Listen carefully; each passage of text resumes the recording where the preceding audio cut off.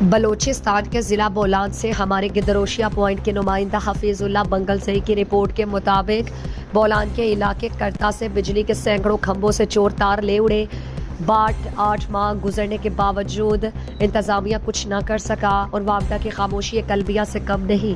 بولان کرتا کے مکین 8 مہینے سے بجلی کی سہولت سے محروم ہے۔ کرتا مکینوں کا کہنا ہے کہ کرتا کی بجلی گزشتہ 8 ماہ سے نہیں ہے۔ چوروں نے بی بی نانی سے لے کر درجن کے کچھ فاصلے تک کھمبوں سے تاریں کاٹ کر لے گئے۔ FIR درج ہونے کے باوجود انتظامیہ خاموش تماشائی ہے۔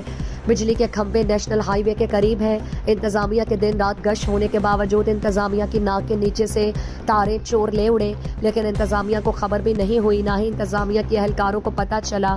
8 ماہ میں ان کو ایک چھوٹے درجے کی چور کا معلوم نہ ہو سکا۔ چوروں کی عدم گرفتاری ان کے لیے سوالیہ نشان ہے۔